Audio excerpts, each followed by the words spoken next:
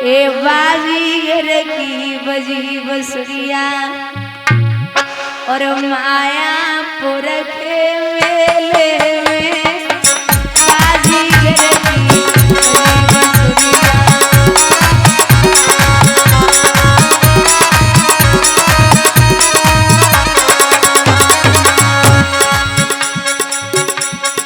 ये कौन है? इतना बड़ा छलिया है, माटी को एक भूत बनायो, बाके अंदर स्वयं समायो। इसने एक इंसान रूपी पुतला बना दिया, उसके अंदर स्वयं प्रवेश हो गया। माटी को एक भूत बनायो, बाके अंदर स्वयं समायो। ऐसो गुड़कल वेले में बाजीगर की बजी बसुरिया।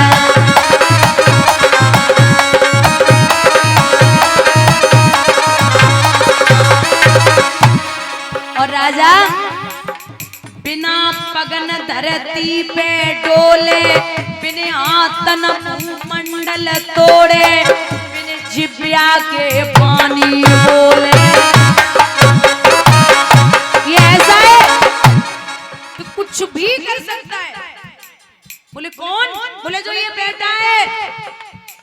बिना पगन धरती पे डोले, बिना तन भूमंडल तोड़े, बिन जिब्या के पानी बोले।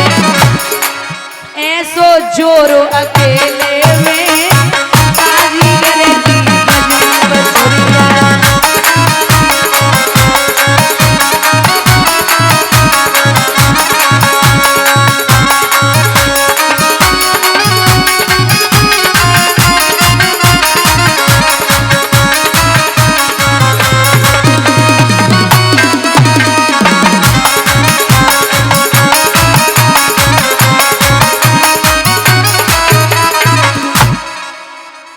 राजा वली ने कहा, नाथ चाहे ये विश्व बिहारी हो या विश्व भिखारी आए हो, जाल से छुड़ाने आए हो या जाल बिछाकर लाए हो।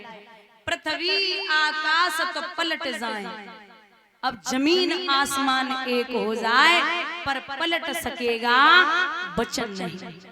अब कुछ भी हो तो बोले कि सोच ले लुट जाएगा। मैंने सोच लिया, ठीक है।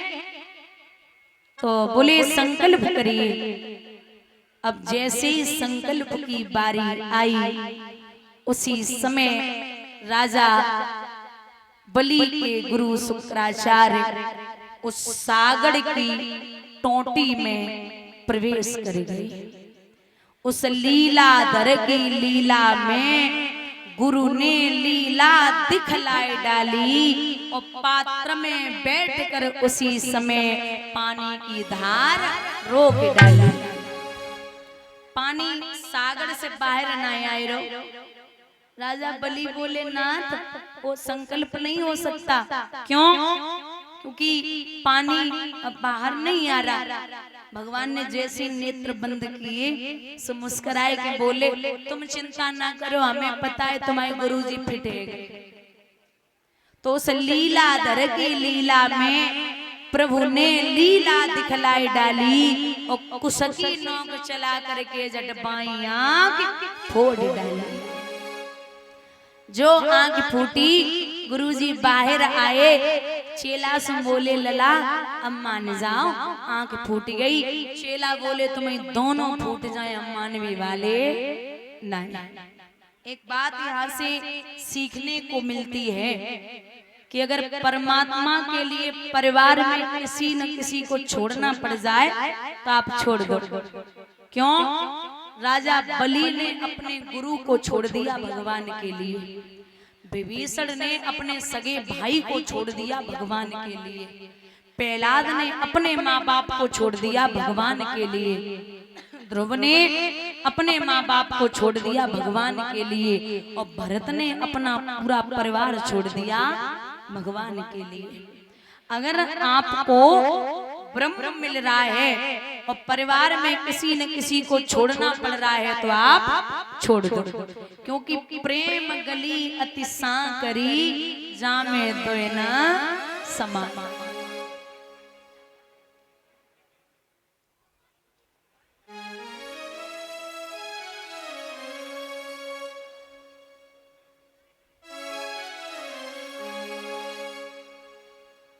बोले कि एक ही आ सकता है, बार बार समझाए रे नाय माने। बोले आप संकल्प करिए। संकल्प हुआ, अब ना पिए नाथ। शुक्राचार्य जी दैत्यों के गुरु थे और बाबा नारद जो है ये देवताओं की संगति करते और दैत्यों के भी साथ में कहीं न कहीं से घूम के उनका भी साथ दे देते, लेकिन ऐसा साथ नहीं देते थे कि उनका अच्छा हो। देवताओं के गुरु हैं बृहस्पति जी। एक दिन एक छोटी सी कथा आती है कि बाबा नारद को थोड़ा सा अहंकार हुआ कि मैं बड़ा तेजस्वी संत हूं। सो भगवान ने बाबा नारद को एक घर पे भेजो और जवाब दियो कि यहाँ जाना और जाकर के उससे कहना कि मुझे तेरे घर की कुंवारी कन्या जो हो उसके हाथ का भोजन चाहिए। बाबा नारद पहुंचे, किसान ने कहा कि आइए प्रभु भोजन कर लीजिए। बोले कन्या है घर में? किसान बोला कन्या तो नहीं, और कन्या तो छोड़ो कोई संतान ही नहीं है, मैंने संतान हूं। बाबा नारद ने नेत्र बंद किए और नेत्र बंद करके कहा कि ओरे ओ भैया किसान, इस जन्म की तो छोड़ दे, अगले 7 जन्मों तक तेरे कोई संतान नहीं है। इतना कह के और चले आए। उसी समय 4 दिन बाद उस किसान के यहाँ एक चलते फिरते संत आए। उन्होंने भी वही कहा जो बाबा नारद ने कहा। बोले हमें कुंवारी कन्या के हाथ का भोजन चाहिए। संत से किसान बोला कि घर में कोई संतान नहीं है। अच्छा, और बाबा नारद कह के गए कि 7 जन्मों तक कोई भी नहीं होगा। संत ने नेत्र बंद किए और बोले भैया 7 जन्म तो छोड़ दे, आने वाले 20 साल में, आने वाले समय में 2 पुत्र होंगे, उन पुत्रों के भी पुत्र होंगे। जब मैं 20 साल बाद आऊं तो ये प्रमाण दूंगा। ठीक है, संत भी चले गए। अच्छा, 20 साल बाद संत तो नहीं, बाबा नारद पहुंचे। सो किसान नातियन को गोदी में बिठाए। संत जी कह के गए थे कि पुत्र होंगे। बाबा नारद बोले भैया ये कौन है? बोले ये मेरे नाती है, नाती हैं? बाबा नारद बोले नाती है? तेरे तो 7 जन्मों तक कोई नहीं था। किसान बोले तुम्हारे जैसे नारद 2-4 और आ जाए ना तो बने को काम आओ। चलो जा। नारद बाबा गुस्से में वापस आए और वापस आके भगवान विष्णु से बोले कि नाथ, तुमने मुझसे कहा था कि उस किसान के 7 जन्मों तक कोई संतान नहीं होगी, और उसके तो एक चलते फिरते संत ने कह दिया कि पुत्र होगा, पुत्र भी हो गए, नाती भी है। भगवान कुछ नहीं बोले और अपने हृदय पे हाथ रखा और हृदय पे हाथ रख के बड़ी तेज चिल्लाई, अरे वो नारद! नारद कौन थे? संत ही थे। बोले अरे वो नारद, हमें एक काम करो, हृदय में बड़ा दर्द हो रहा है, हृदय फटा जा रहा है दर्द की वजह से।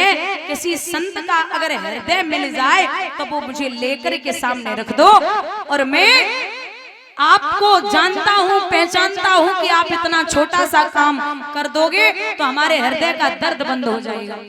बाबा नारद ने एक पल देर नहीं लगाई, वहां से दौड़े और दौड़ करके जो संत कह के गए थे कि तेरे यहाँ संतान हो जाएगी, वो संत जंगल में बैठे थे, उसी के सामने जाकर के कहा कि जल्दी उठिए, अरे आप तपस्या बाद में कर लेना, मेरे मालिक, मेरे प्रभु, मेरे नाथ के हृदय में दर्द है, कलेजा निकाल के दे दो। एक पल भी देर नहीं लगाई, संत ने सीधा प्रहार किया कलेजे पे, तो भगवान ने हाथ पकड़ा, क्या कर रही है? बाबा नारद ने जो भगवान को देखो, बोले वो तो छोड़ो, क्या करे, तुम यहाँ क्या कर रहे हो? अरे तुम्हारे तो हृदय में दर्द था, तुम यहाँ क्या लेने आए हो? भगवान बोले हमारे हृदय का दर्द बंद हो गया। बोले क्यों? बोले इसलिए हो गया है नारद, तुम हमें ये बताइए कि मैंने जब तुमसे ये कहा था कि हमें संत का हृदय चाहिए, तो पहले तो ये बताओ तुम कौन हो? जब मैंने तुमसे ये कहा था कि हमें संत का हृदय चाहिए, तो पहले तो हमें इसका जवाब दो कि तुम कौन हो? बाबा नारद बोले मैं भी एकदम तेजस्वी संत हूँ, हम सबसे बड़े संत हैं। तो भगवान बोले फिर तुम्हें भागवे की तो जरूरत ही नहीं आती, तुम अगर चाहते तो खड़े खड़े अपना हृदय निकाल के हमें दे सकते थे, तुम फिर भागे क्यों?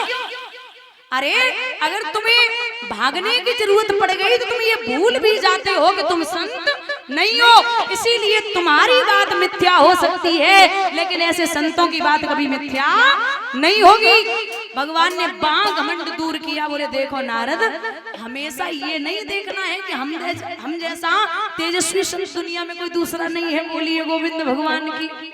ये तो मुझे भी पता है कि संत न होते जगत में तो जर मर तो संसार। मैं हमेशा समझाती हूँ कि असली संत वो है जिसे कभी क्रोध न आए, जो सामने वाले को समझ ले कि किस प्रवृत्ति का है। एक संत जी गंगा स्नान करने के लिए गए, तो जैसे डुबकी लगाई और बाहर निकले तो एक बिच्छू बहता हुआ जा रहा था। बिच्छू को देखा, विचार किया कि ये मर जाएगा, पता नहीं कहाँ जाए, इसको बचाना चाहिए। तो संत जी ने वो बिच्छू पे हाथ चला दियो बचाए के लिए। बिच्छू को काम का होवे डंक मारना, तो जैसे ही हाथ लगाया तुरंत उसने डंक मारा, एकदम छूट गया। बिच्छू जिसको काटता है ना वही जानता कितना दर्द होता है। एक बार छूटा, दूसरी बार फिर ताकत लगाई, फिर उसने वही काम किया। तीसरी बार फिर ताकत लगाई कि मर जाएगा, उसने तीसरी बार वही काम फिर किया। एक व्यक्ति खड़े खड़े देख रहे थे। महात्मा से बोले कैसे महात्मा हो? अरे जब ये तुम्हें तकलीफ दे रहा है, जब तुम्हें ये दर्द दे रहा है, तो इसे जाने दो, ये मरे चाहे जिए तुम्हें क्या फर्क पड़ता है? तो संत मुस्कुराए के बोले कि जो जाको काम है ना वो जे कर रहे, हमाओ काम जो है वो हम कर रहे। जाको काम है दर्द देवो और हमाओ काम है दया कर। वो दोनों में गलती है, कहूँ कि ना दोनों अपनो अपनो काम कर रहे। बोलिए गोविंद भगवान की। तो संत का हृदय बड़ा शांति प्रिय होना चाहिए। यहाँ जब भगवान ने एक कदम में आकाश पाताल तीनों लोग नापे, दूसरे कदम में 14 भवन, सब ब्रह्मांड को नाप दिया।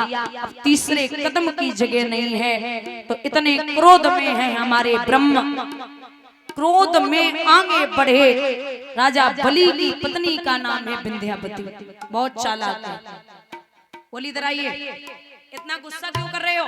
बोले इसलिए कर रहा हूँ कि मुझे तीसरे कदम की जगह नहीं मिल रही है। विंध्यावती बोली जैसे आए थे ना वैसे ही खड़े हो जाओ। इतने से बन के आए थे ना, तो विराट रूप लेवे की क्या जरूरत है तुम्हें? इतने से आए थे तो उतने ही बन के रहो ना। सो भगवान तुरंत सूक्ष्म रूप में आ गए। बोले अब हमें ये बताइए। बोले क्या? विंध्यावती बोली कि महाराज दान बड़ा होता है या दानी? बोलिए दान बड़ा होता है या दानी? सो भगवान मुस्कुराए के बोले अरे ओ देवी, दुनिया में धन तो बहुत लोगों के पास है, दुनिया में धनवान बहुत हैं, लेकिन उस धन को दान करें और धर्म में लगाएं ऐसे लोग बहुत कम हैं। तो हमारी नजर में दान से बड़ो दानी हो। तो विंध्यावती बोली फिर दान तो आप 2 कदम का ले चुके हो, दानी दानी बचे इनकी पीठ ना पिले। राजा बलि की एक बिटिया और थी जिसका नाम था रतनमाला। जो उसने भगवान को देखा तो विचार किया कि इतना सुंदर सो है, अगर मेरे ऐसा बेटा पैदा हो जाए तो मैं उसे स्तनपान कराऊंगी। और जैसे ही प्रभु ने विराट रूप लियो सो बोली, अगर ऐसा हमारे पैदा है ना तो मैं उसे जहर दे के मार दूंगी। यही रतनमाला द्वापर में आके हुई है पूतना। बोलिए गोविंद भगवान की। विंध्यावती ने कहा कि मेरे पति की पीठ नाप लो सूक्ष्म रूप लेके। जब पीठ नापने की बारी आई तो राजा बलि के सिर पे पैर पहुंचा। राजा बलि खड़े हो गए। भगवान मुस्कुराए के बोले कि तूने शरीर को अर्पित कियो है, तो हमसों कुछ मांग ले। राजा बलि बोले ये लो। अबे हमारे दरवाजे पे कह रहे हम थे कि हमें कुछ दे दो, और हम थे कह रहे कुछ मांग लो। तो मंगन थे हम मांगते, हमें याद आता है भिखारियन थे मांगने की। तो बोले अरे कुछ मांग लो। जवाब दिया कि अगर देना चाहते हो तो पातालपुरी में जो मेरा महल है आप उस महल का पहरा लगाओगे। ठीक है। अब भगवान घुटवन तक दोहरी इकट्ठी कर रहे। मैया लक्ष्मी के पास नाय पहुंचे सो मां परेशान है। बाबा नारद बोले मैया जी हमें लग रहा तू चिंता में है। बोले हूं ना। क्यों? जे 1 महीना है गो आए ना। बाबा नारद बोले तो को पता ना उनकी नौकरी लग गई। बोले तो तनख्वाह कितनी नहीं है? बोले चबन नहीं होना है। बोले अच्छा छुट्टी महीना पे है? बोले छुट्टी होना। बोले अच्छा तो नौकरी से फिर ये फ्री कब होंगे, मतलब आएंगे कब घर पे? बोले कोई भरोसा ना। बोले जो नौकरी में कुछ फायदा ना है तो जो नौकरी का काम की। बाबा नारद बोले उन्हें बड़ो आनंद आवे भक्तन को सताए हुए में, और वो भी कहते हैं कि भक्तन ने मोह को नाना भांति नचाया। अगर तुम्हें बचाना है ना तो जाइए, तुम्हें बचाना है ना तो जाइए, एक बुढ़िया भैंस धारण करिए और जाकर के पहुंचना।